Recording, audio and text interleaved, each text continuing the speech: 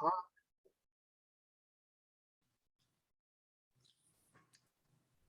Getting used to that voice, so hopefully everybody agrees.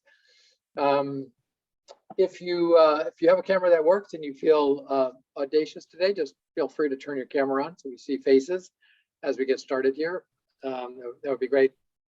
And I know we'll get to know each other a bit more as we go through the day here. So I'm Daniel Stein. I'm one of the co-founders of Stewards of Change, and I'm excited about the opportunity to work with you today, and also to be able to work with the Pinal County Attorney's Office, Sean and company that helped organize this. And as you all may know, there may be different levels of kind of understanding as we go into this. And so today we're going to spend some time sort of previewing the curriculum and talking about some of the goals we have here. And so our agenda for today is just do some welcoming and some introductions. Sean will kind of do a quick review of purpose of what we're doing here. And then the real main purpose of today is just to give you a view of the ITCC course as before you sort of jump into it, to familiarize you with some of the concepts and some of the ideas, so that you're more familiar with them as you enter into it. And then we'll talk about next steps and timing and kind of the logistics of what this is going to look like. Right. So with that, let me hand it over to Sean to welcome folks, and just a little context for us here.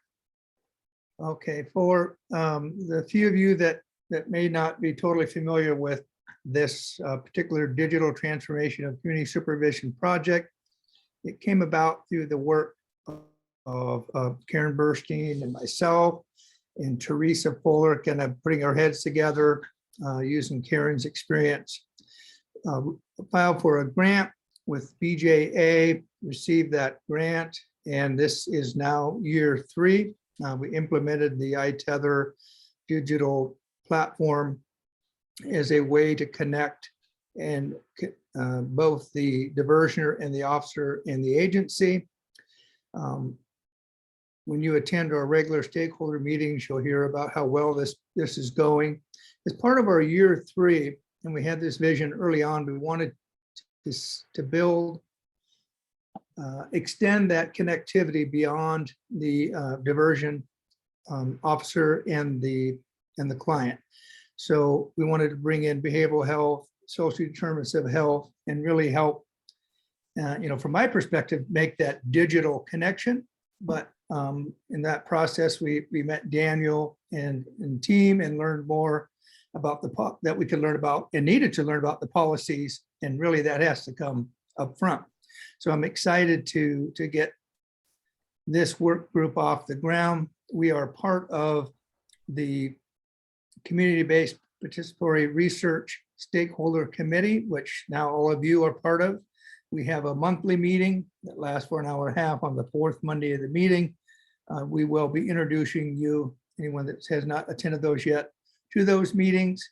And then this particular committee is one of the work groups that's been formed for the last year of this project. And our focus is around building interoperability at the intersection of justice, health, and social domains.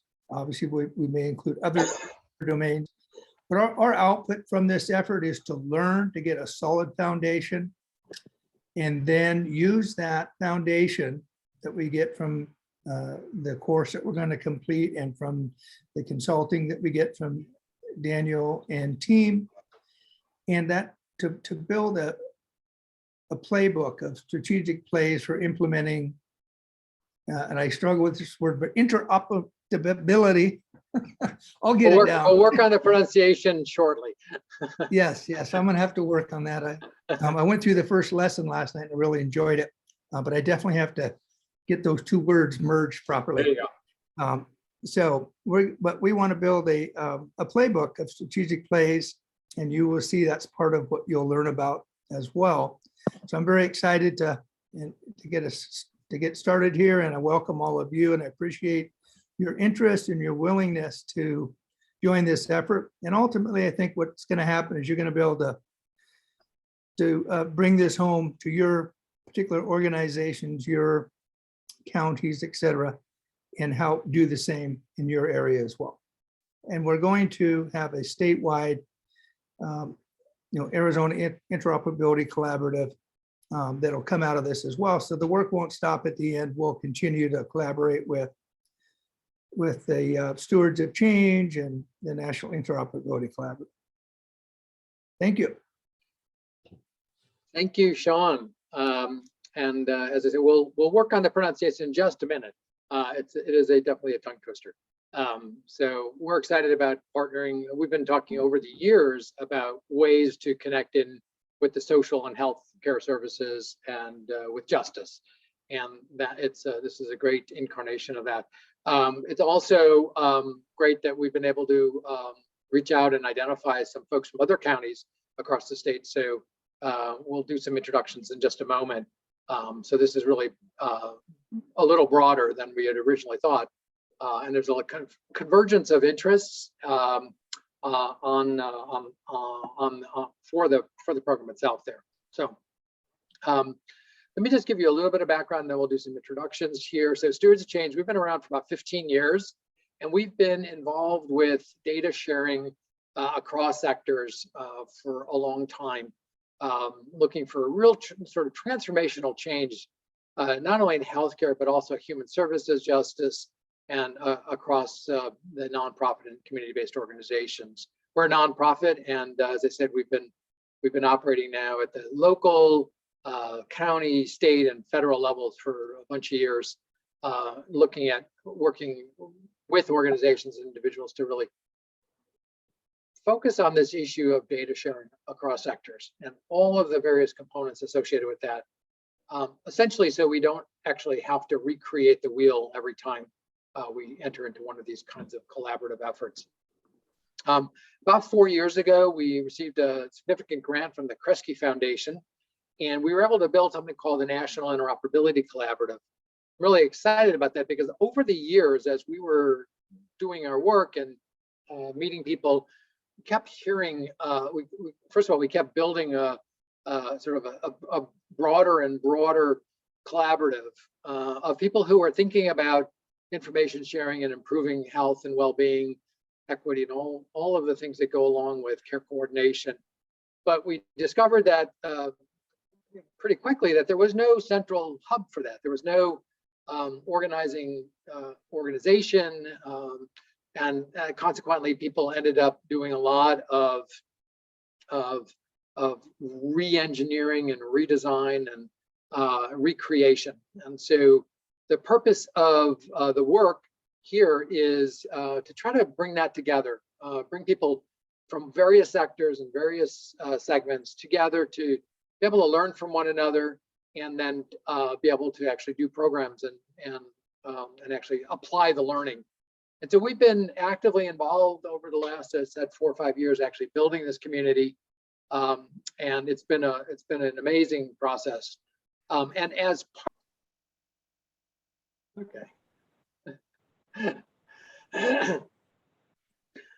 okay, as I was saying, what really emerged from also a lot of this work is the idea of being able to share that information, share the learning, so it doesn't just evaporate as people leave or retire or move different places. And that's the basis of the curriculum that we'll be talking about shortly, is a place to sort of embed and to really be able to share the learning that's been evolving over the years. We'll talk a lot more about that as we get into it.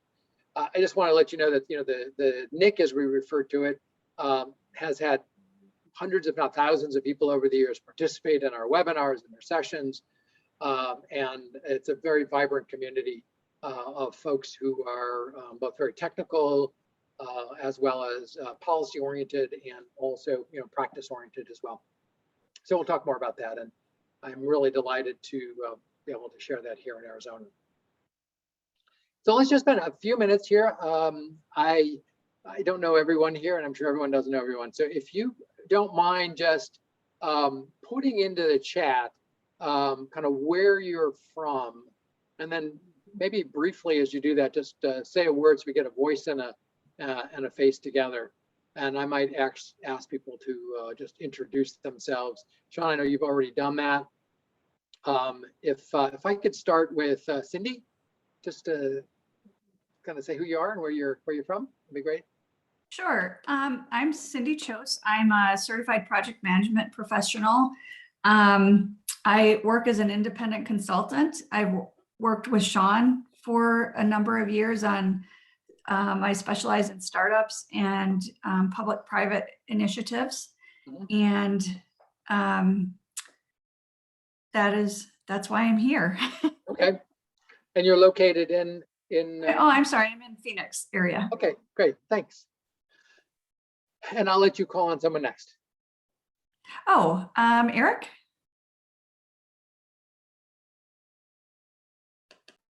Had to find the unmute button there. My name is Eric Marcus. I am the Director of Social Determinants Programs for Blue Cross Blue Shield of Arizona in the Medicaid segment. My work in social determinants follows 35 years of senior technology management. I'm also a local school board president, member of the California Bar, and I got involved in this. I don't really know what this is all about, but I'm a follower of Daniel Stein and followed his lead in working on the national action agenda for social determinants about a year or so ago. So I'm not sure what my participation will be in this, and I'm not exactly sure what you're looking for from me, but on the strength of Daniel's asking me to join the meeting, I'm here. Thank you, Eric. As you'll learn, Eric has a lot of expertise and experience in this area. Who do you want to hear from next, Eric?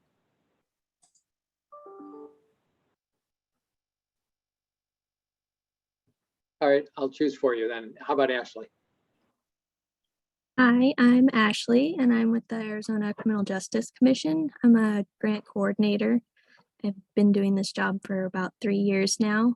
We do mainly criminal justice related grants that we apply for from the feds and then disperse among the state for different agencies that need the funding. And I'm excited to be participating in this group. Great. And you get to choose the next person.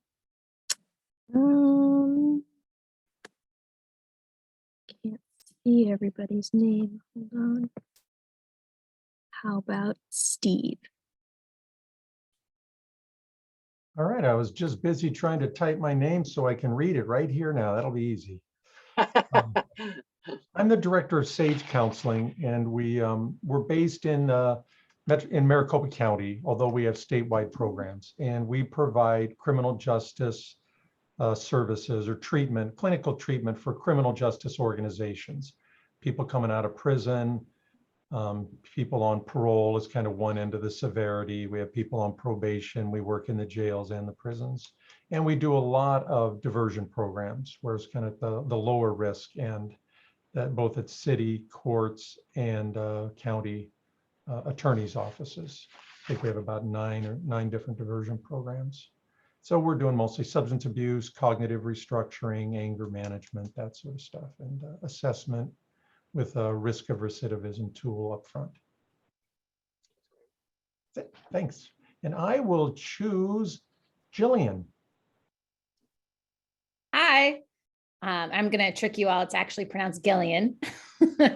And I am Gillian Dunn. I'm with Stewards of Change. I'm a project manager for them, and I'm here to help facilitate the interoperability training and certification curriculum.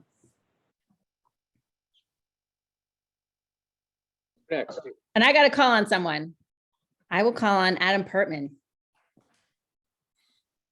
Hi, everybody. I'm Adam Pertman. I live outside Boston. There's snow on the ground. I just want your sympathy. I've been doing working with Daniel and Stewards for about a decade, providing support on communications, strategy, a lot of aspects of the work, including programs. I helped develop the ITCC program. And I'm delighted that you guys are coming on board.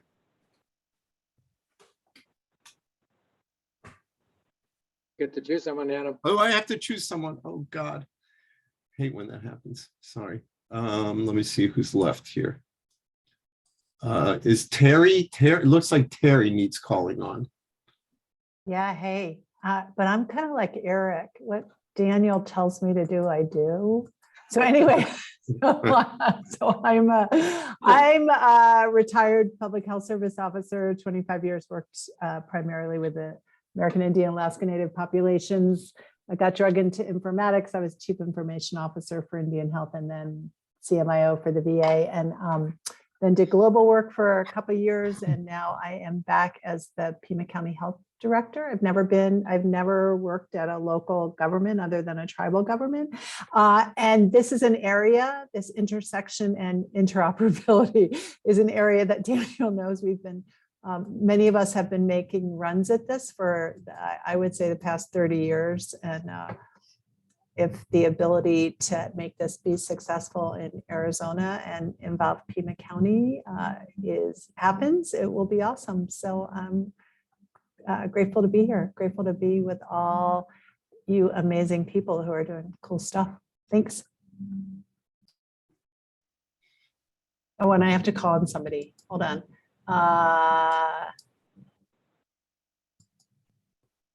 Teresa Fuller. There you go. I think Teresa's. Hi, I'm Teresa Fuller. I am the Victim Services Director and Director of Adult Diversion for the Pinal County Attorney's Office. And I'm also the Grant Project Manager for the Digital Transformation of Community Supervision grant research project funded through the BJA. And I am on this project, obviously, because it's a subcommittee of my grant. And I think that's all I can say because I am losing my voice, so I apologize. Thank you, Teresa. How about Shanda?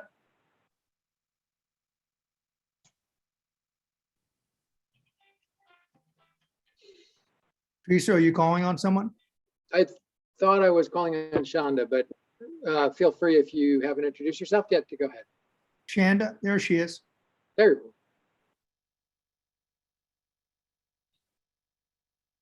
Maybe struggling with the double unmute there. Mr. Corona.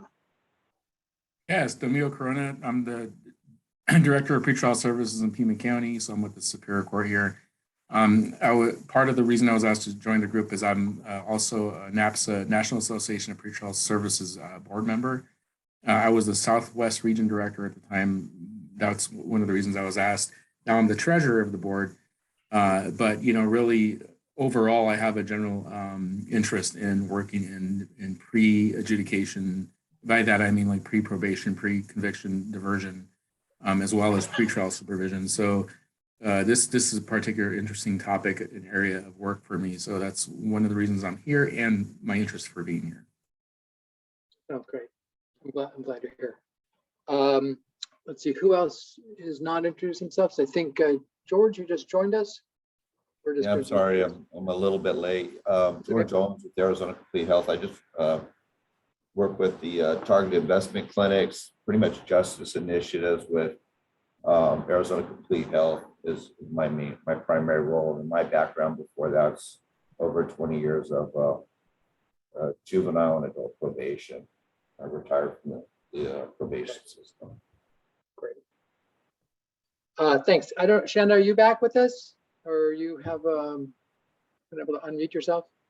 If not, maybe should have stepped away. Karen, do you want to say a few words before we move on? Hi, everybody. I'm Karen Burstein. I am the, my work job is as the senior scientist at Learning Well, where I assist with the development of programs around health and human services. I am the principal investigator on the Digital Transformation of Community Supervision grant. Together with Teresa and Sean, I wrote this initiative, and I'm really proud of of where we are at 3 years. My role is to monitor and track and evaluate the impact of the program on diversioners as well as officers and the larger system in which we operate. The things that I'm really concerned about right now are the scalability and sustainability of the program. And I believe that this work group is key to ongoing and potential successes in a scalable model later on. So I'm really pleased that to be a part of this. I'm really looking forward to it. And I should say, I've got about 45 years in research and evaluation models. I retired out of University of Louisiana as a Regents professor, running a large research center where we did all of the state of Louisiana's criminal justice data, Department of Corrections, education, and health. So we were the large research center for the state for basically human services. So I'm really looking forward to seeing what's going to come out of this group. So thank you everybody for being here and letting me to snoop in here. And if any of you really like to work in cost benefit work, we're starting up another committee on cost benefit analysis or cost effectiveness analysis. So thank you very much for my plug. That's great. That actually will potentially come into play as we talk about some of the models. I think we just have one other person. Amanda, I think you joined us. We were just doing introductions. If you want to just say hello and just tell us where you're from, that would be great. Yes, hi, my name is Amanda Sapp, and I am from Tucson, Arizona. I work with the Pima County Health Department, and I am serving in a role as the Data Program Services Manager. Great, thank you. So thank you all, quite a diverse background, and I'm really excited to sort of dive into this. Let's just spend 30 seconds here. Karen, I know that you sort of finished your introduction with kind of what you were hoping to learn from this. If everyone could just take a minute and put into the chat, this will be interesting for us to go back with. As you're coming into this conversation or as you're coming into this training, do you have something that's sort of percolating to the topic that would be really useful for you, that's interesting, that you'd like to learn based on what you've heard so far? And we're not going to hold you to it, but it's just great to kind of get started and to hear what people are coming from. So just take a second and put a note in here.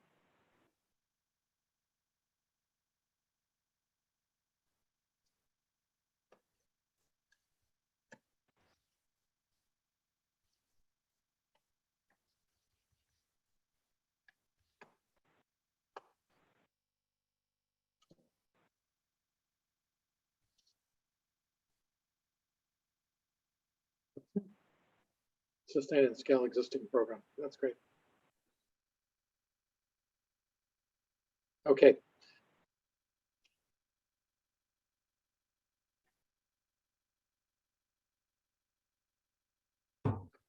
Other thoughts from just top of mind, what you hope to get out of this this training here, this opportunity.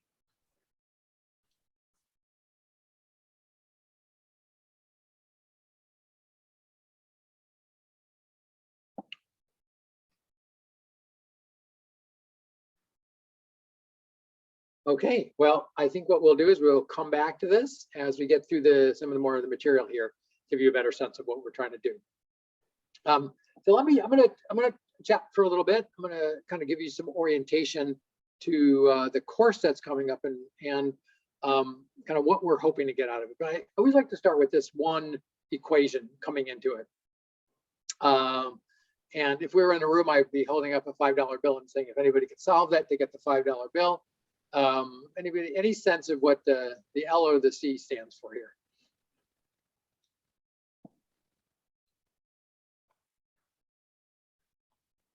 Learning, collaboration. Almost 50% of there, 50% there. Any guesses on the C? Something we talk about all the time. There are no wrong answers. Karen, you're muted. Folks may want to.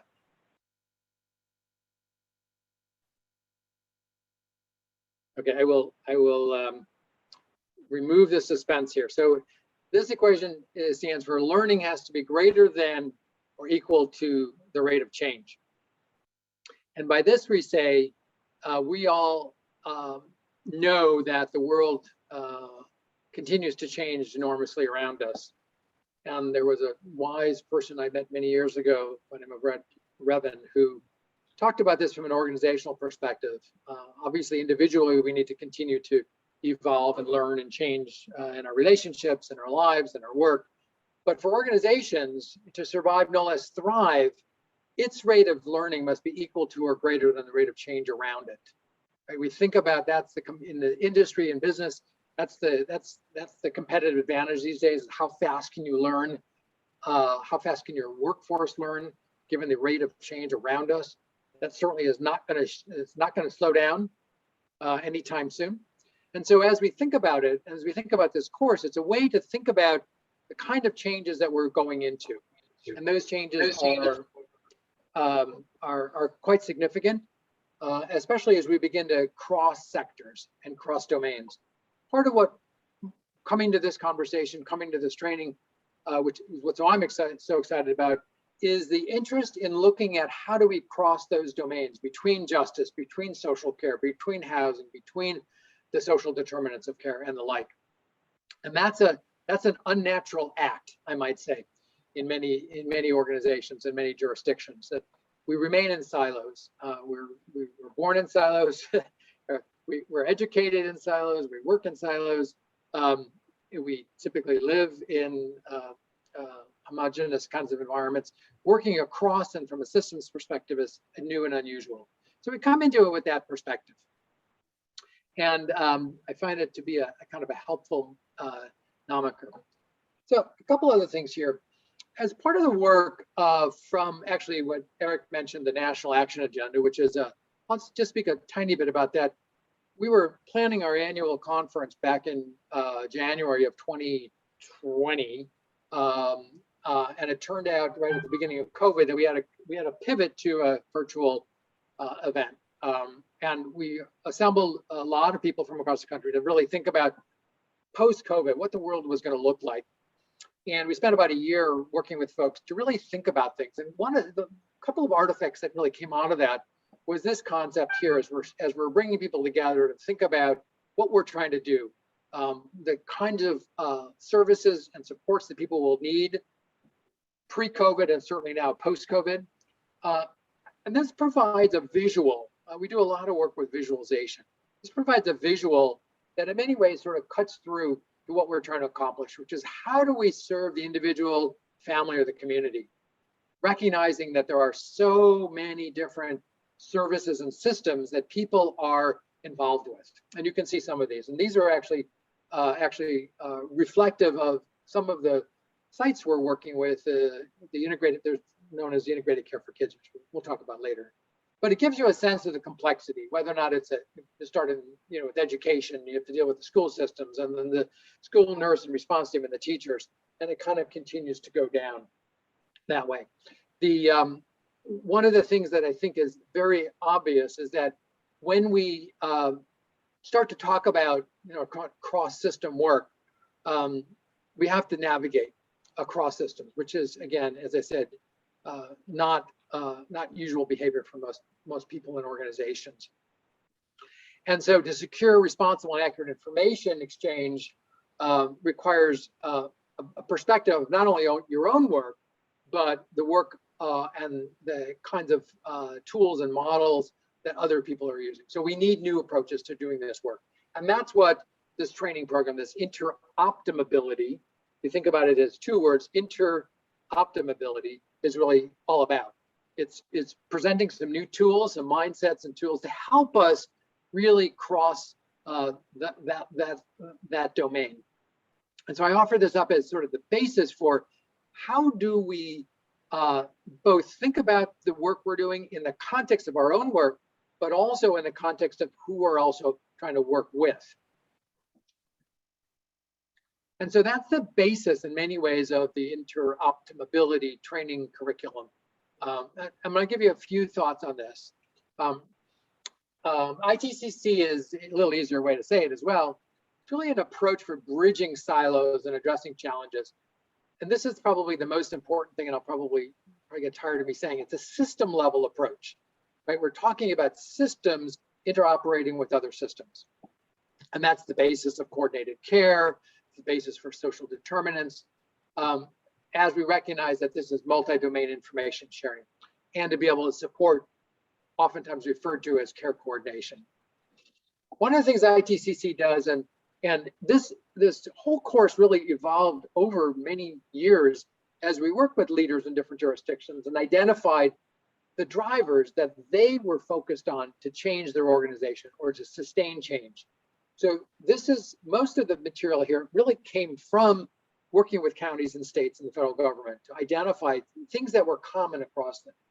And one of the things we identified was the need for a common vocabulary. People call the same thing, whether or not it's a person, a client, a patient, a customer, you know, whatever that might be. We have a need for new knowledge and templates and tools to plan, build, and importantly, sustain the change and support the upstream prevention and early intervention and interdiction. The important word here is also sustain, because all of us, I'm sure, have been involved with organizations and initiatives that have started and then stopped. ITCC is a way to sustain this throughout an organization by building a cohort with a common language and views and tools. It's an expedited and customizable method for creating readiness, a baseline readiness assessment. Again, another important concept here is, where are we starting from? How do we know where our organizations are today relative to a set of different metrics in order to do this really complicated cross-system work? So we've developed a baseline readiness, which I'll show you, and you'll see in the training, which is probably one of the most clear ways of assessing a baseline, so that when we get through implementing, or as we get through implementing our programs, we can measure the change. So without that baseline, we don't know how much we've actually changed. And lastly, it provides an ongoing education and training program, including a certification program that really supports ongoing learning and career advancement. My belief is that, like many certifications in our fields, we haven't really acknowledged cross-system or system of systems kind of thinking. And so the idea is to create a certification program so that organizations, both individuals and organizations, can identify other people who actually have a broader perspective and have a sense of what are the different knowledge, skills, tools, and competencies that are necessary to do this work. So we can hire for them so that they can be promoted and we can continue lifelong learning. And I don't believe that exists anymore today. There are certainly courses one can take in many different areas, but with the idea of actually creating a certification, recognize that there's a set of competencies in school and tools that are important, is, I think, a unique contribution to the field, I hope. And that's what we're hoping to share with you today. So who's the target of this program? Well, it could be individuals who are just looking to get, learn some new stuff, be able to adapt and apply that learning to their own organization, their own work. Teams, like today, there are train the trainer opportunities, because change takes a while, and usually it's most effective when people within the organization take control of that. And then, as I said, there's what we're calling a certified interoperability professional, and this is something we're working towards so that we can actually create an actual recognized certification. I won't go through this, and we'll share this deck with you afterwards, and you'll see it.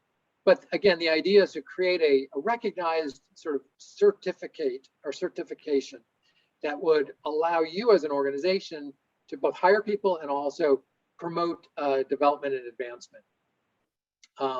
We'll, of course, award a certification program for this.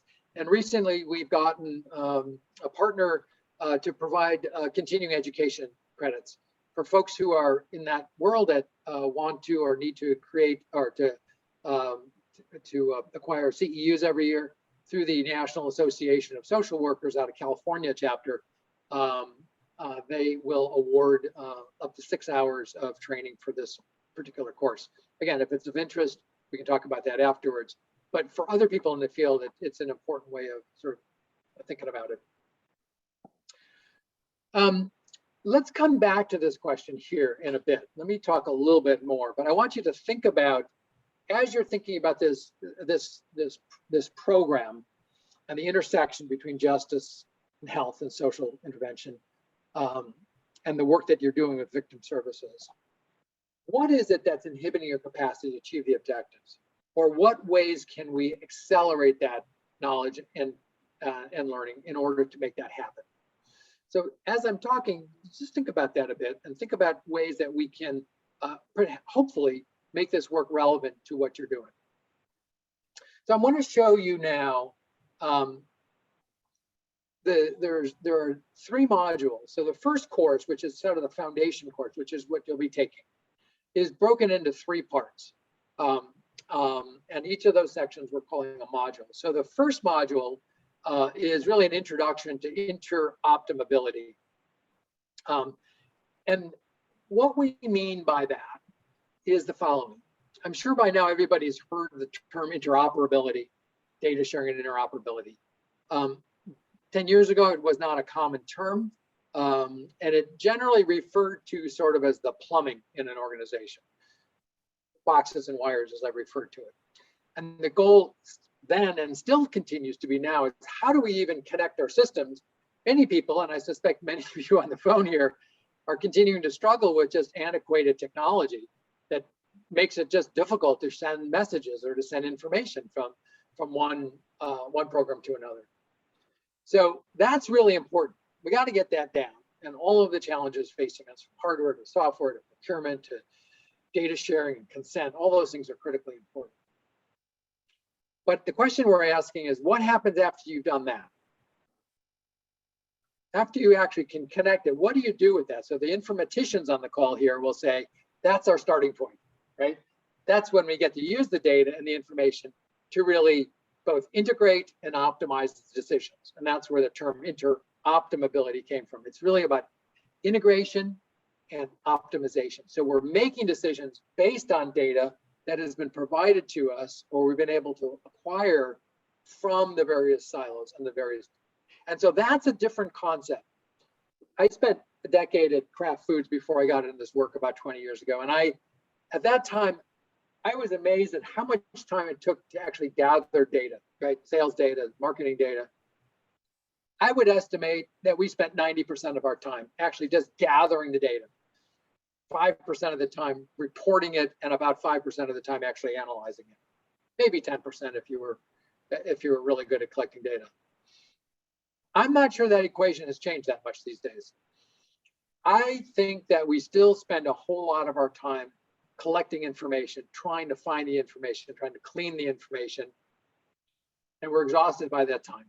So we spend, or we don't even have the time really to think about what the information is telling us. So what we're trying to do here is to create both systems and approaches in language to expedite that process, so we can maybe switch it to a 75-25 or even a 50-50, God willing. So we spend at least as much time analyzing the data as we do collecting and bringing it together. I know it's an ambitious goal, but I think it's, and I'm saying this half jokingly, I think it's a critical part of the decision-making process, especially as you enter into this really complex world of cross-system work. Let me pause for a second there and just get any reactions, questions, thoughts. Anybody disagree or agree with what I've just said? Amens are useful. Makes sense. Sounds good. Okay. Anybody not facing the issue of actually being able to get it, information, being able to analyze it, have people in your organization make sense of it? Is that a situation that people are experiencing, or the opposite?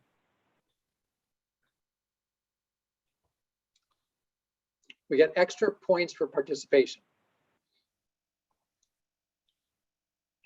Okay, so let me move on here. So this is the, as you go into the course, the first section, which is about 30 minutes of screen time, talks about interoperability. It talks about the definitions, it talks about the basis, it talks about components of it, to really ground folks in some of this work in a way that, at least again, from a starting point.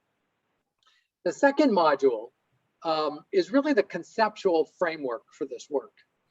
And what we've done is we've broken it into 3 areas. Interoperability is really based on 3 areas. One is social determinants, ACEs and those kinds of things. And I'm assuming most people are familiar with that. But there's a section on that because that has taken a long time, but now, as Eric can sort of report to everybody, it's finally become sort of current in the last maybe 5 to 10 years, that people really recognize there are other things to both health and safety and wellness than just simply medical interventions. As a colleague of mine once said, people live generally most of the 365 days outside of a clinical setting. And it's those other days, those days of 360 days, 363 days, whatever it might be, that are involved with the social determinants. There's something called the 6 primary domains, and then this concept, what I'll talk about each of these a little bit more as we go through. 6 primary domains, and then also this idea of systems engineering. This is one of those powerful concepts that I think I've come across, which is to think about each of your organizations, whether or not you're a health organization or public health or a housing or a justice organization, that's its own system. And as we think about how do we coordinate those, there's a concept in engineering called systems engineering. So we introduce a little bit of that to you so that you get a sense of it. Social determinants oftentimes is referred to as more colloquially as where people live, learn, work and play and pray. It's those conditions in and around the environment that really affect people's wellness and health and safety and those kinds of things. There's a lot of material in this in the curriculum here that actually provides an orientation to this. And in fact, Terry, I think you might find that we actually have a video of you, a partial video of you from a number of years ago talking about this from your work. So you'll, if you spot it, don't be surprised. We were able to interview a bunch of folks on this, and this material continues to evolve over time. So that's it. For folks who are familiar with it, this should go pretty quick. And for those who are new to it, it's very, very, it's a good orientation to you. So you're up to speed on this. Yeah, and thanks, Eric. I think you'll actually, I'll probably, assuming you're participating, we'll call on you to be sort of resident professor here as we talk more about social determinants, since that's so much of the work you're doing there. And I would appreciate that.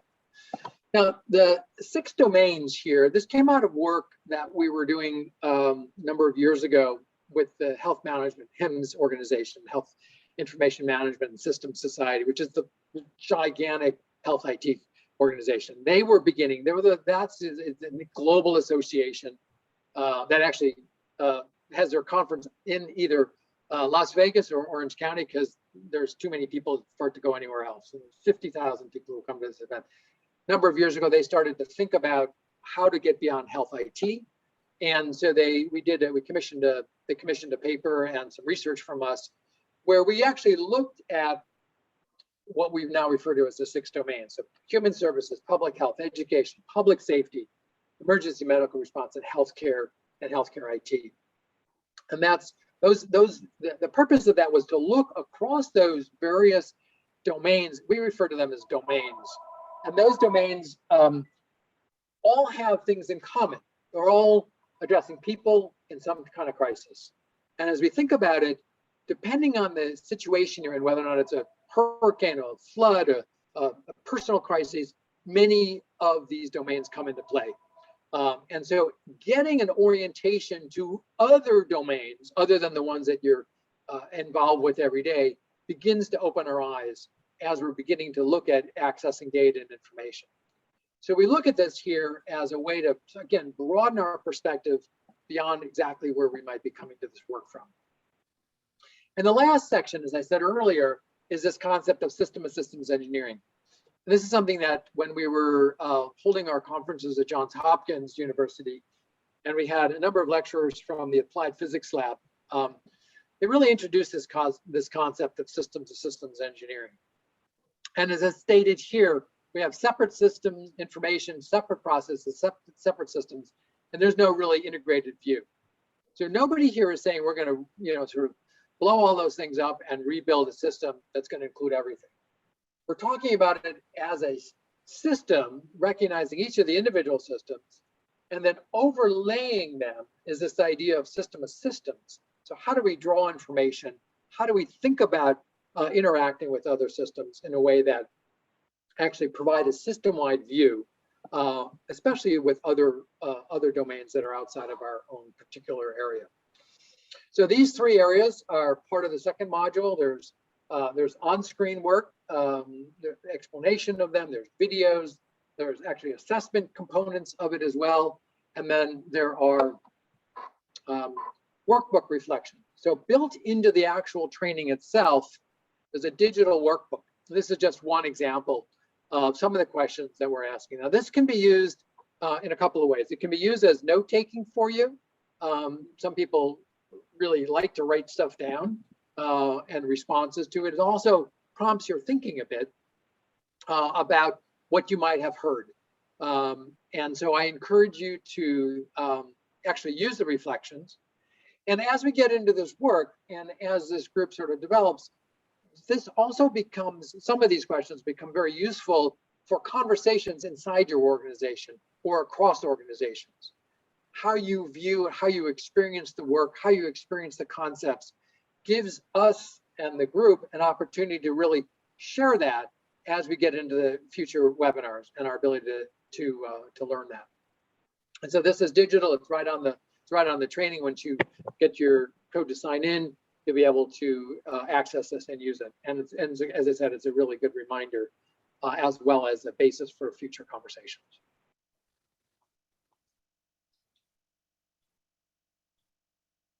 So we will, between, at the next webinar, we will go through those, first the interoperability definitions, and then the prior module, which is kind of the systems approach to things.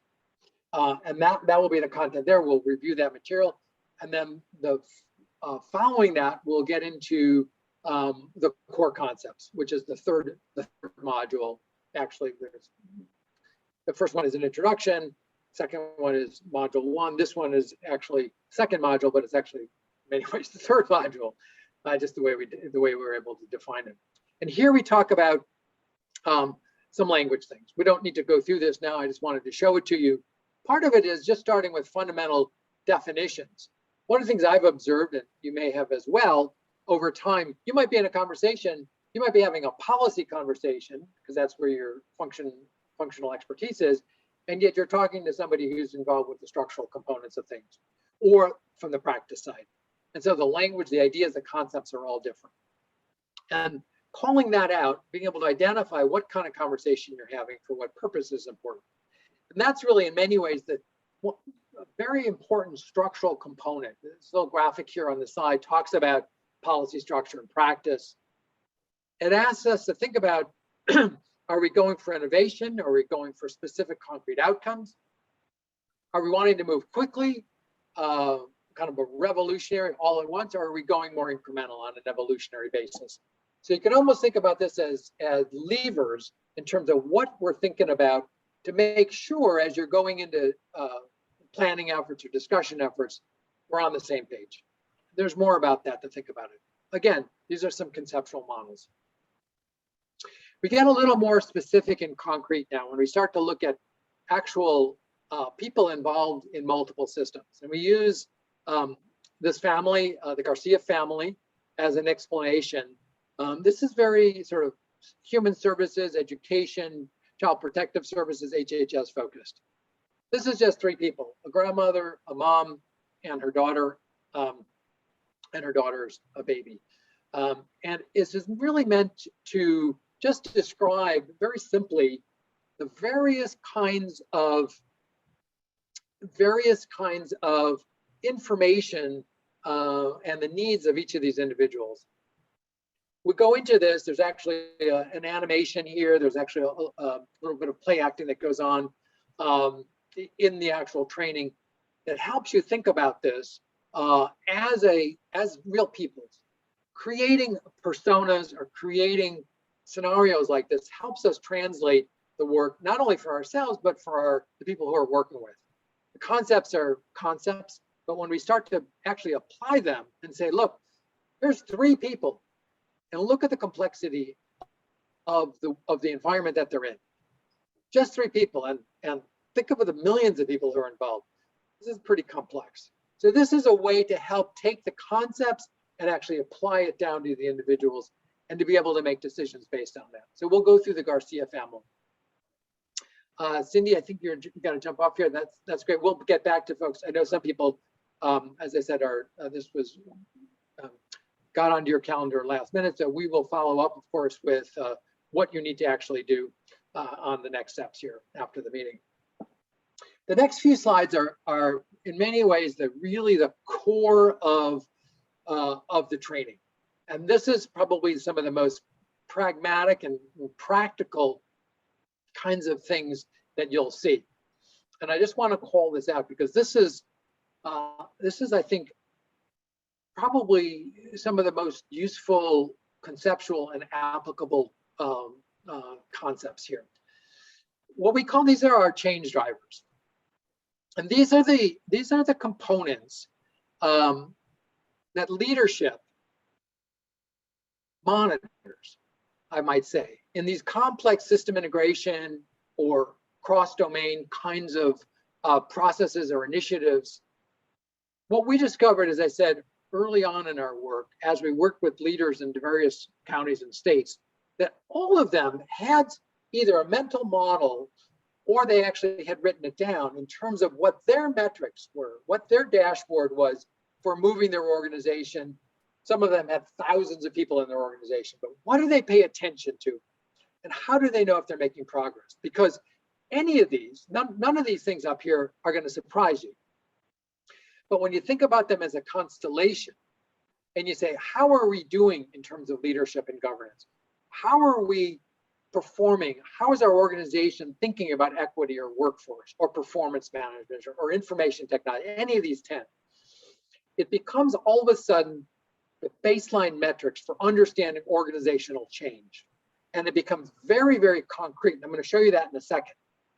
As I said, this was, in a sense, archaeological learning. As we met with people, as we studied their systems, these things really percolated up. And over the years, we've had the good fortune of really diving into each of these, understanding them and digging into them, both from an understanding what they mean and the implication of it, but also trying to dimensionalize those.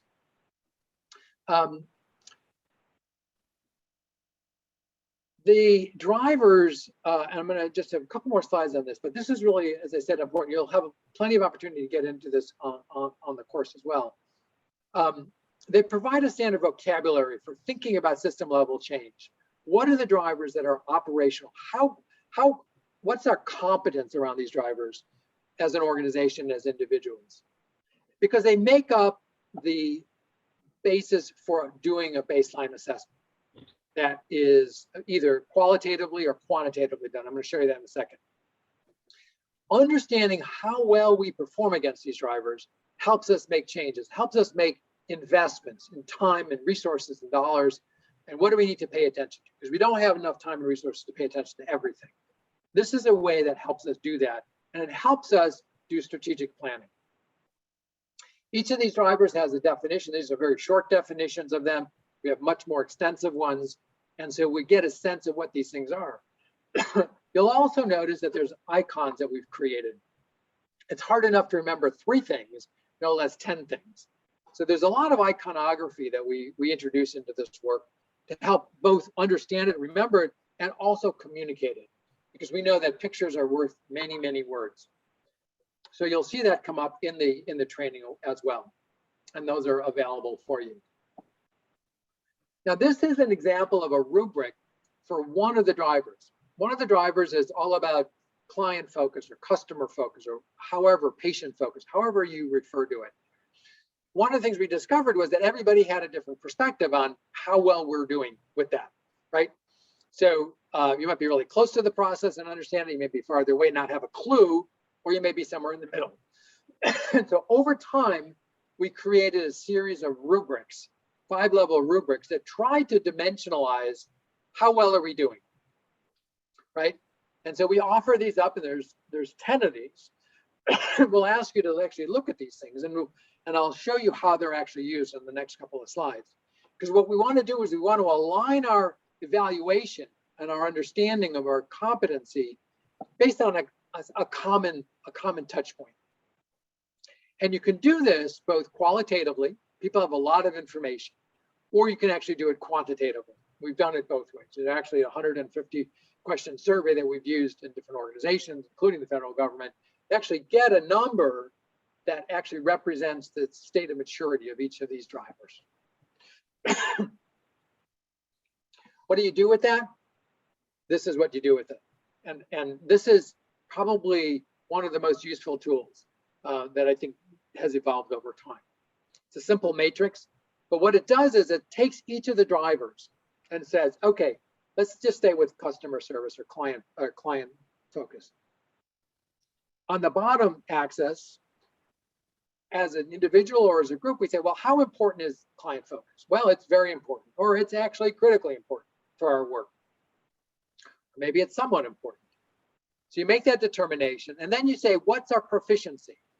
Is it a weakness? Is it need development? Are we competent? Have we mastered this? And do we know that?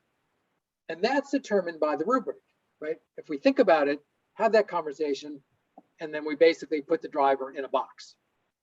Ideally, we want to have anything that's very important or critically important up in this upper right-hand quadrant. Not many places are there on all of the drivers. But what this does is it gives us a way across an organization to check our assumptions around how well what's our competency, what's our knowledge and skills around these things. Oftentimes there's a lot of convergence, but oftentimes there's also a number of drivers where there's a lot of divergence. People think we're really good, other people think we're not very good. And that's where the learning comes into play, because once an organization can agree on actually where are you against those rubrics or other criteria that you have, then you can make decisions about, boy, we need to really increase our investment in this area or that area, or you know what, we're pretty good here, we can focus on something else. We just finished working with 5 counties, working through this curriculum across the country. And this was the tool that jumped out for them, that they really wanted to spend time on with their organizations. Because once you see this, it's kind of hard to unsee it, as they say. And once you start to get into those conversations, it becomes very, very exciting, and it becomes very informative as we begin to do that analysis. And as I said, there's a qualitative approach to it, and we'll talk about that in training. So you can, everybody has a lot of experience. You can actually sort of do the assessment yourself, come together and say, you know what, we think it's a 3. I think it's a 3. You think it's a 4. Okay, what makes you think it's a 4? Let me tell you what I think is a 3, and then go back to the rubric. So this is a really important concept, I think, either for this training or as you go forward in your work over time. And again, there are workbook reflections here. This one in particular has to do with the family we saw. One of the questions here, which I thought was really useful, this is a different scenario that we did for Connecticut, the Benson family. But do we have a full sense of who we are working with? What do we know, what we don't know? What is their life situation? What are their needs, wants, fears, goals? Those kinds of conversations as we start to think about the people we're serving. Who is it we're serving? How well are we doing that? And what do we need to improve to make that happen? All right, so that really summarizes what you're going to see in the online training. Those 3 modules: introduction to interoperability. It's a little technical, just to get people on an understanding of that. We have the core sort of conceptual models, social determinants, 6 domains, and then system of systems engineering. I encourage you to pay particular attention to that one. There's a great video on there that really illustrates this engineering term, but in very, very human terms.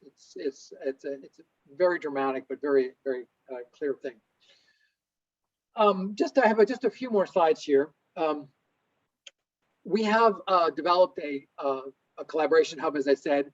And we actually have a sort of a mini website that would be specific to this group, to the Arizona Interoperability Workshop, work group. And what we'll do is we'll define that and we'll provide people access to that. It's actually it's a workspace, maybe a little early now, but for people to get to know each other. And then as the projects go forward, depending on how in-depth, broad, deep we want to go, this can over time create that hub for either the county or the state as we work out the interoperability work. And on the hub, if you have time to look at it, there is a tremendous amount of information from the work we've been doing over the last couple of years. There's probably 75 to 100 different videos of different aspects of the work we've been talking about. So we'll help you sort of sign up for that. We ask you to put your bio and purpose statement, things like that. Daniel, quick question. Yep. You kind of see this, that hub as a way as we move through this progress of this project and produce the playbook, and then other organizations build on that. We can use that to continually share information across the state. Absolutely. So that's exactly the purpose of this, because again, there's having a central place, and this is very easy to navigate. So as you can see, we can actually configure this in a way that really works for you. As you'll see on this screen here, there's a welcome we'll put in there. There's put up latest resources, articles. There's a forum for conversation. There might be videos, and then there's a whole chat area. You can ask questions. You can focus on different topics and really kind of go deep into those. And this can be configured all sorts of different ways. Great. Yeah, that'll help us keep this project sustainable, long term. Yes. Yeah, that's exactly the point of it, is when people, because it's kind of asynchronous as well. People have got so many different things going on. Sometimes you want to pose a question, you want to get into a conversation. This allows you to do that. And there's some social media features to it. Like it can remind you if you tell it to, if somebody posts something, you can post stuff and also find people on the site. So it's pretty powerful, and it's incredibly useful for team and cohort work. So what's our next steps here? We're going to schedule subsequent webinars to review the concepts and the learning activities. And what we'll do, Gillian will send out a doodle to everybody, and we'll find a convenient time to schedule these webinars. We'd like to give you about 2 weeks between webinars. So whenever a minimum of 2 weeks to kind of go through the material. As I said, the total screen time is about 2.5 hours for what I've showed you. But then of course there's reading, there's activities. So it's an investment of time to really ingest and embed the material here. We'll send that out and we'll look for scheduling the next webinar as soon as we can. That's convenient to everybody.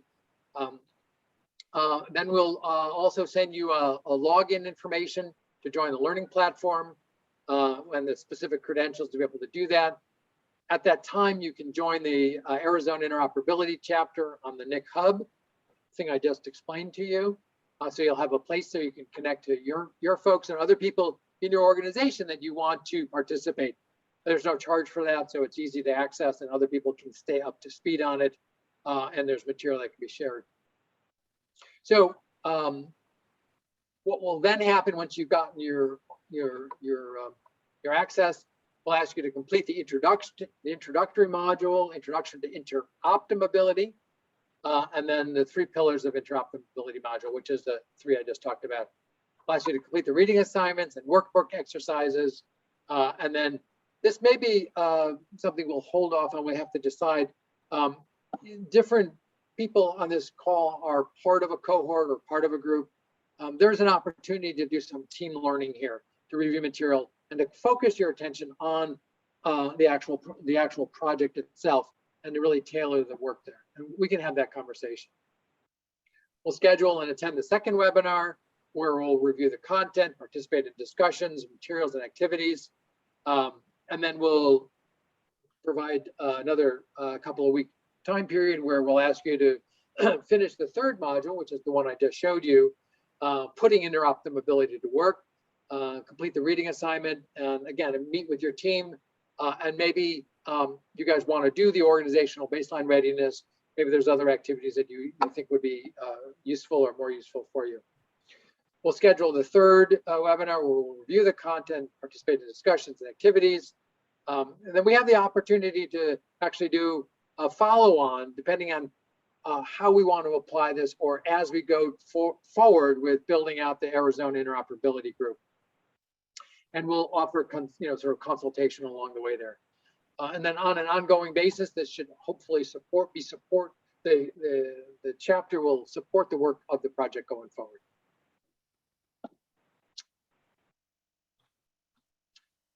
This is just a little more detail of the second webinar and then the third webinar. I'll point out that on the third webinar here, the concepts we refer to as sort of the human-centered design concepts. How do we think about people we're serving in some of the ways I showed you with the Garcia family? What are the organizational change drivers? Those are the drivers. And then of course, the baseline readiness. Those are some of the key pieces there. And that will be the agenda for that session there. So there we are. It's again an opportunity to sort of expose you to the concepts as you'll see them in the curriculum, and now we have an opportunity there's some resources in this which we'll share with you as well. If you haven't seen the various sites for material, you can binge watch all the videos whenever you'd like. There's plenty of them there. So let me just open up the conversation. Any responses from Sean here or Karen about what next step thoughts are? Well, I'm excited to get started. I did sneak ahead and do the first lesson last night, and I do want to ask everyone to please take the time to read the opioid playbook that's there. That's kind of the model that has given me the inspiration to try to bring this to this space. So let's when you read that, kind of think about how we might what is that expression? Imitation is the best form of flattery. How we might model ours after that.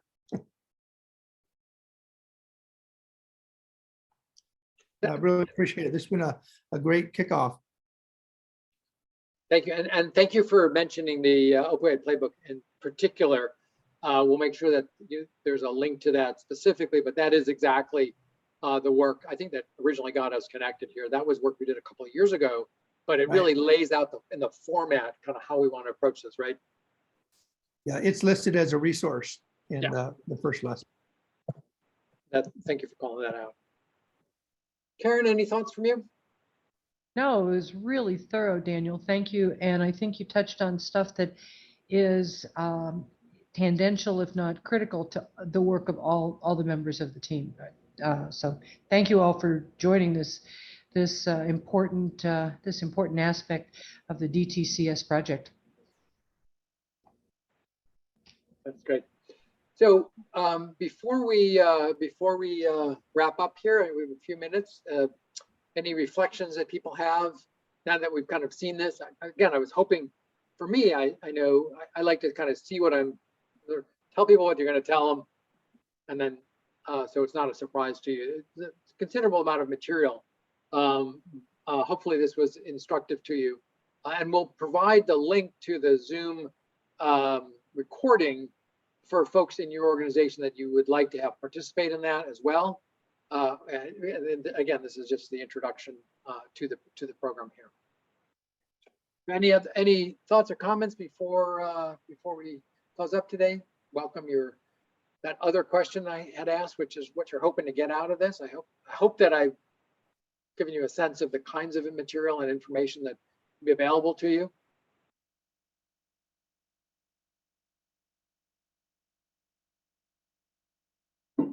Well, one of the things I really look forward to is learning a lot more about justice.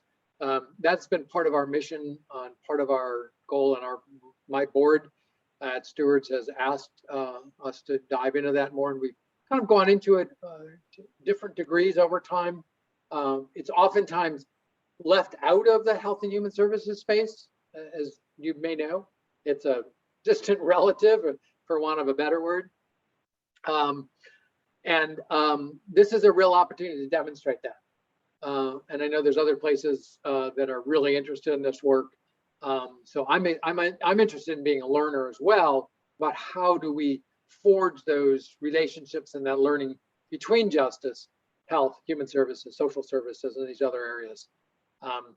So with that, any final comments? I'd like to hear what Steve Graham has to say about that. I think he's really tightly interested in this area. Well, go ahead and put me on the spot. I'll let Sean do that. The issue of tying in justice connected clients with general human service, I think is really important. And I think Arizona's made some good progress, but has been behind maybe in that some. You know, the agencies in our community, in Maricopa County in particular, that really specialize in treating criminal justice clients, we couldn't even get access funds until recently. When Mercy Maricopa had the contract, I mean, there were the great big community providers like Southwest Behavioral and Taros, and they did some justice, but they didn't focus on it. They did it just as part of their regular behavioral health services. But the agencies that had the real focus on that, we weren't able to get a contract with Mercy Maricopa. So gratefully, that changed when the system changed to the 7 health plans. And then we were able to get, anyway, Sage, we have a contract with all 7 of the health plans. So finally, we've got clients who are on access who can actually use that for their services when we have a lot of contracts where the clients are required to come to us by the criminal justice system, say diversion or transition out of prison. They have to come to us where there's consequences, but they couldn't use their access. And now they can. So that's really good.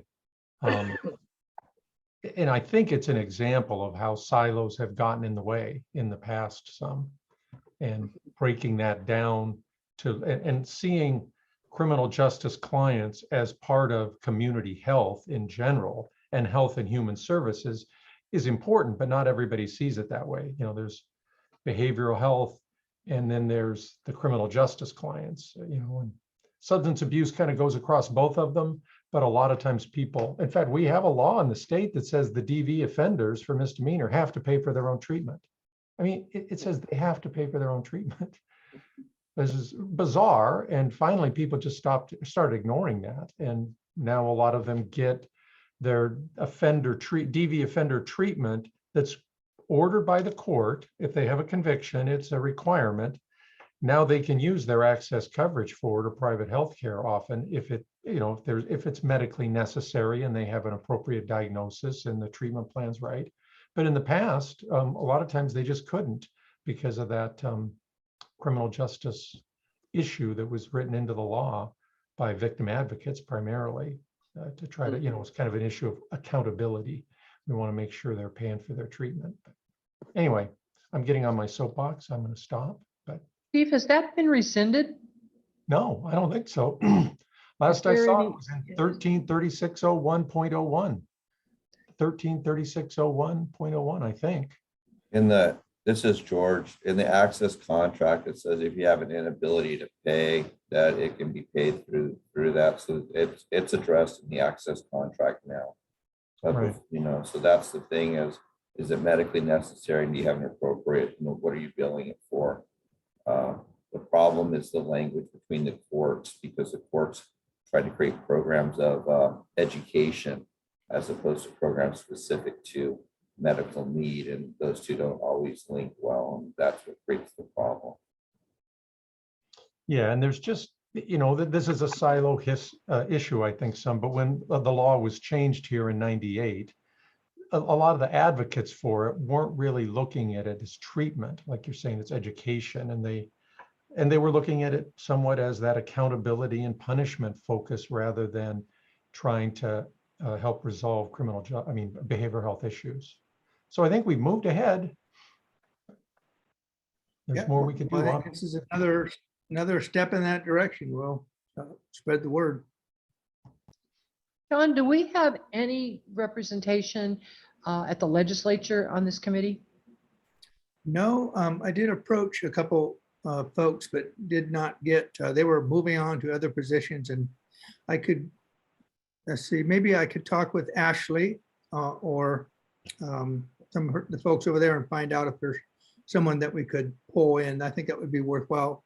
And Steve, I don't know if you have anyone that you might think would be helpful. Well, our, what do we call him?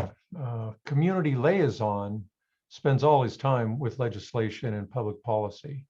And this would fit, I think. Yeah.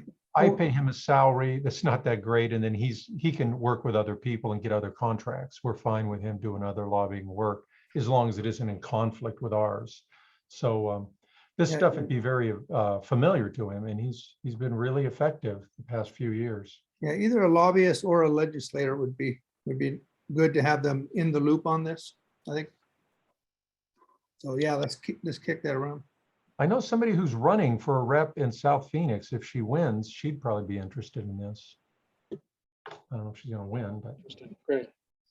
I think if anyone has any questions on the official digital transformation and community supervision, Karen is a great resource to kind of give you an update on where we're at. I'm thinking particularly Eric and Adam that haven't had an update, or Terry for a while, that Karen would be, I think, Karen, can I volunteer you to provide an update at some point in time for anybody that's interested?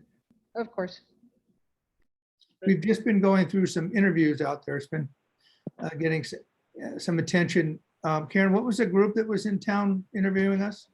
They were from COPS. They are doing a case study on, it's community, on community policing. Community policing. Yeah. Yeah, it was on innovative uses of digital technology within policing programs. And the case study was done in conjunction with COPS and Center for Research and Innovation, CNA. Yeah, it's interesting. Oh, I didn't know you were still on, Teresa. I would have asked you. And so are they independent of the BJA oversight? CNA is a third-party contractor through the BJA, and then COPS is under the DOJ. Okay. So yeah, I think a report will be coming out on this in 4 to 6 months on that program. They had nothing but good things to say about our program, so we're really excited to see the report once it's published. They liked it, Teresa? They were Yeah. happy? They that's were good. very happy. Yeah, very impressed. They should be. You guys have done a great job. So Terry and Eric, now that you've sat through the presentation, does it have applicability to work you're doing or heading towards?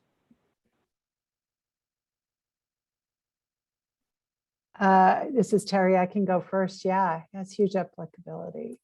And I'm actually really interested in seeing the learning materials, right? Because I think they're just like, it's easy. Sometimes it's hard to say interoperability. It's hard to understand where the potential intersections are and how to make that real. I don't think that, I mean, what I hope is that most people understand social determinants of health. They understand the impact of that, but it's the translation of understanding into reality that I think we've struggled with as a community and as a nation. So yeah, but for me, it's great.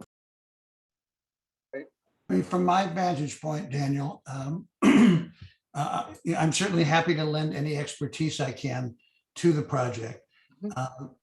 I'm not sure how applicable it will be to us. Right now, we are the Regional Behavioral Health Authority for the Northern 6 counties and have been for 57 years. That contract was not renewed for us effective 10/1. So right now, we run the Title 36 programs in 2 of the counties under Arizona law, or actually under Arizona's, well, I guess it's Arizona law. Any county that does not want to run their Title 36 program has the option of having the Regional Behavioral Health Authority run it for them. We do that in both Mojave and in Coconino counties. But we won't be doing that, I would guess, after 10/1, since we won't be the REBA at that time. The other thing that I would add is that in addition to the criminal justice pieces, which I know everyone on this call is really concerned about, and rightfully so, there are a lot of other ancillary interoperability questions that, while I agree with Steve, Arizona has made big steps in resolving, we still have a long way to go. Looking at people who are incarcerated in the counties, not just the state prisons, and being able to connect the dots between them and access and the Department of Health Services, then connecting all that to the Arizona Department of Housing, HMIS, the housing, the Homeless Management Information System, the continuums of care. These are still pretty well siloed.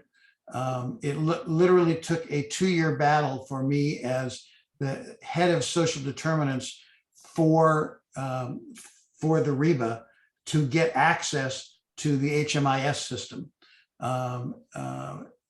So there's still a lot of silos that we need to connect to really reach the whole person.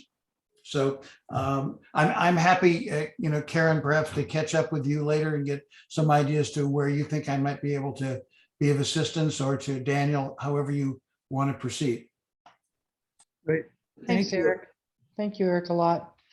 I've got something, Eric, I think that you probably is close to you then as well. I have tried fairly hard, lots of emails and phone calls that I could never get through to Health Current, and to try to get Community Cares to be a member of this committee. That is our access funded closed loop referral system for social determinants of health. And I don't get an answer on the emails, and I can't get through the phone system. Sean, if I can suggest you, the person that you want to talk to is Andrew Terrick, T-E-R-E-C-H. We had Andrew present to DTCS. I arranged that. But we have not been getting Andrew to respond to emails, even when they come from Teresa. Well, if you want to send him an email and copy me, I would be happy to follow up. But I will also tell you that there's been a fly in the ointment at Health Current, or Contexture, however they're going these days. Mm-hmm. And that is everything is on hold for 3 months right now. Yeah. They were acquired by Unite Us, and Unite Us looks like they may want to drop the NowPow platform and switch to the Unite Us, meaning that the roughly 14 people who are piloting it right now will end up having to change platforms and start over. Wow. They don't know what the contract requirements are going to be. They don't know what the platform is going to be. I was meeting with Andrew every 2 weeks to get updates. We've now moved that to monthly because we don't expect anything to change for at least 2 to 3 months at this point in the closed loop system. Okay, that might explain it. I helped bring NowPow here, so. But I didn't know Unitas was going to buy it. Yeah, I was involved in that early on when through the Arizona Council of Human Service Providers. Well, they're pretty busy then. Okay, thank you. I think Unitas has been acquiring a lot of companies recently as they try to roll up on that. So is Unitas a member of Stewards of Change? I know NowPow was. They participate. They've participated in especially the action agenda over the year, and there's a couple of things I just mentioned before we wrap up here. One is on the National Interoperability Collaborative site, there's a lot of resources and a lot of material that's related to this. And I encourage you, if you have time, just to look at that, because there's a lot of things that are sort of supportive of the material. And one of those things is work we're doing on informed consent. In fact, that came out of the National Action Agenda work. And how do you actually create a utility model to actually obtain consent from people? Because that's a problem that exists everywhere and across all sectors, all domains, particularly in healthcare. Everybody signs your consent when you go in, but for certainly for behavioral health, for education, for justice, all of those areas. And there's, as I said, there's related material that may also be informative as we look at, as this goes forward. And I'll introduce more of those concepts to you, stuff that may be interesting to you. And consent is one of those things in particular, as Eric, you were just saying, getting information from one place or another. You might have willing parties, but without that informed consent, it just makes it virtually impossible to do that. With the consent, the attorneys are much more willing to support that data sharing effort. And there's some projects going on, some pilot sites that are going on to try to make that happen. All right, well, I look forward to talking with you all. See you on the next call. We'll be reaching out to you. If there are people, as a result of this meeting here, obviously we'll get you the link to both the PowerPoint and then also the recording that you would want to have participating in this. That's great. If there are other people that you want to invite into to take the curriculum, just let us know, and Gillian can send you the material to take the course. With that, I think that we've sort of concluded our session today. So I want to thank you for your time and attention and interest. I'm really looking forward to kind of diving into this material with you as we go forward. With that, have a safe. Thank you very much. Thanks so much. Thanks, everybody. Bye, everybody. Bye. Bye. Bye-bye, everyone. Thanks.